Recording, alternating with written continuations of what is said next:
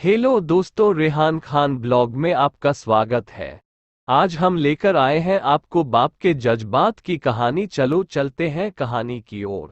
अस्सलाम वालेकुम, नमस्कार, सत श्री अकाल दोस्तों। हेलो दोस्तों, आज मैं एक पिता की हार्ट टचिंग स्टोरी आप लोगों से शेयर करूंगा। यह दिल को छू जाने वाली स्टोरी एक पिता के जज्बातों की कहानी है। इस कहानी से आप लोगों को बहुत कुछ सीखने को मिलेगा। इस कहानी को लिखने का मेरा एक ही मतलब था कि मैं पिता की भावनाओं को आप लोगों के साथ बहुत ही सुंदर स्टोरी में पिरोकर आप लोगों से शेयर करूं। आपने माँ के बारे में तो बहुत सुना होगा, बहुत जगह पढ़ा भी होगा।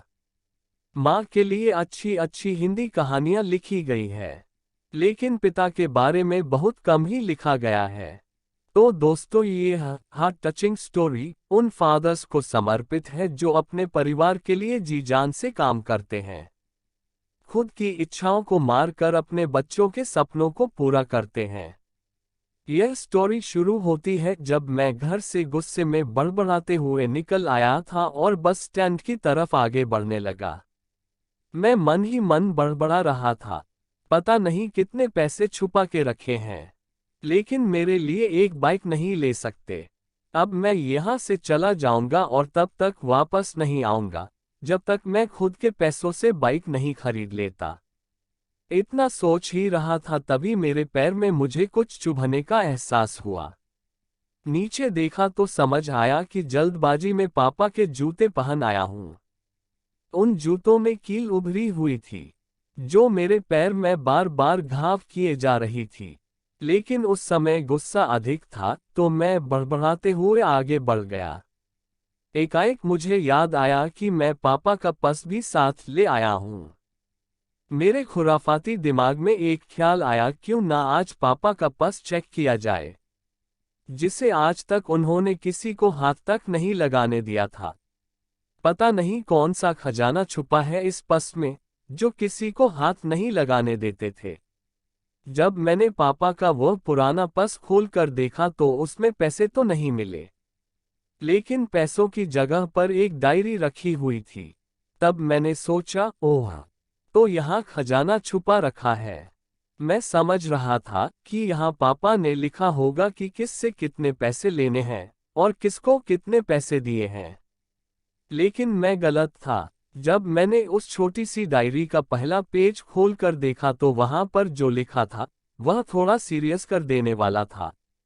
डायरी में जो लिखा था उसे पढ़ने के बाद मेरे चेहरे पर जो एक्सप्रेशन थे वह गायब हो चुके थे, क्योंकि डायरी में वैसा कुछ नहीं था जैसा मैं सोच रहा था।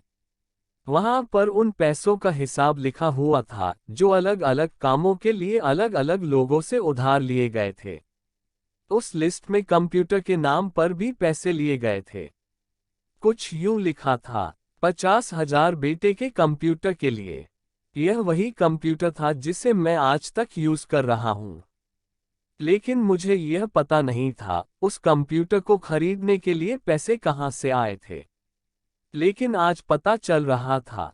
मुझे आज भी याद है जब मैंने पहली बार कैमरे के लिए जिद की थी, जो मेरे पापा ने मुझे 2 हफ्ते बाद मेरे बर्थडे पर ला कर दिया था, जिसे देखकर मैं बहुत खुश हुआ था। और मुझे खुश देखकर मुझसे कहीं ज्यादा अगर कोई खुश था तो वह थे पापा।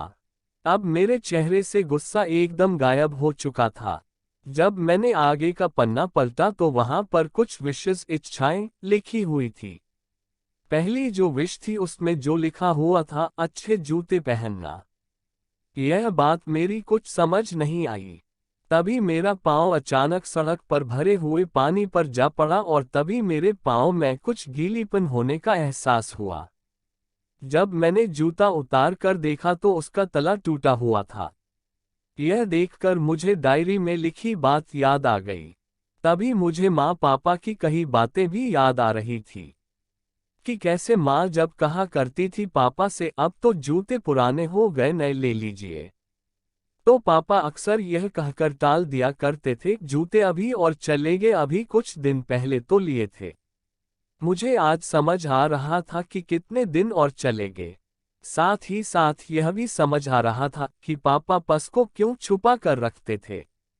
तभी उस डायरी को पढ़ते हुए बस स्टैंड पर पड़ी बेंच पर आकर बैठ गया। अब उस डायरी का आखिरी पन्ना बचा हुआ था। उस पन्ने को जब मैंने पलट कर देखा तो वहां कल की डेट लिखी हुई थी। तारीख के नीचे लिखा हुआ था 50,000 रुपये बाइक के लिए। बस इतना पढ़ा और दिमाग सन रह गया। अब मेरे मन में कोई शिकवा गिला नहीं बचा था। बस मेरी आंखों से आंसू चले जा रहे थे। मुझे आज तक नहीं पता तब मैं क्यों रोए जा रहा था। अब मैं जल्दी से घर की तरफ भागा, लेकिन जूतों की वह कील पांव में अब तक घाव बनाने में कामयाब हो चुकी थी। मैंने जूतों को रास्ते में ही निकाल कर फेंक दिया और भागते लड़खड़ाते हुए घर जा पहुंचा, लेकिन पापा घर पर नहीं थे। मैं समझ गया वह कहाँ थे। मैं सीधा पास वाली बाइक एजेंसी की तरफ भागा। पता नहीं आज कहाँ से इतनी ताकत आ गई थी कि मैं भागते हुए थक नहीं रहा था, और वह भी बिना जूतों के नंगे पैर। जैसे तैसे मैं बाइक एजेंसी पर पहुंचा। पापा वही थे।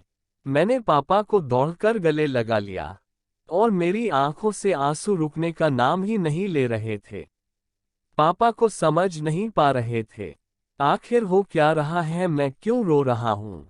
मैंने पापा से कहा, पापा मुझे मोटरसाइकिल नहीं चाहिए, आप अपने लिए जूते ले लीजिए। अब आज से मैं जो भी करूंगा अपनी मेहनत से अपने बलबूते पर पढ़कर करूंगा। दोस्तों, बस इतनी सी थी ये कहानी। यह हार्ट टचिंग स्टोरी लिखते हुए आज मेरी भी आंखें नम हुई है। मैं आज आपसे कहना चाहूंगा, ठीक ऐसे ही होते हैं हमारे पिता।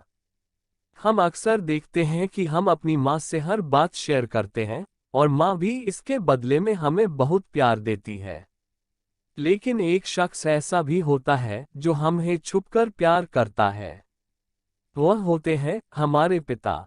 यह परिवार में एकमात्र ऐसा व्यक्ति होता है जो अपने बच्चों से उन्हें बिना जताए छिपकर प्यार करता है, खुद की इच्छाओं को मारकर बच्चों के लिए सपने देखता है, और उनकी खुशी में ही खुश हो जाता है।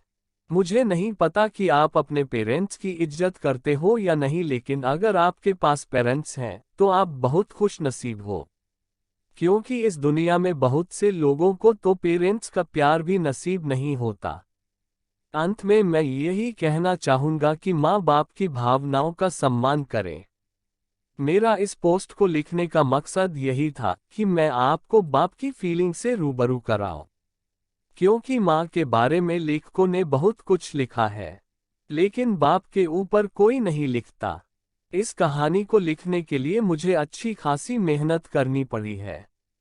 अगर आपको जरा भी यह heart touching story in Hindi पसंद आई हो तो नीचे कमेंट करें और अपने दोस्तों के साथ सोशल मीडिया पर शेयर करना ना भूलें।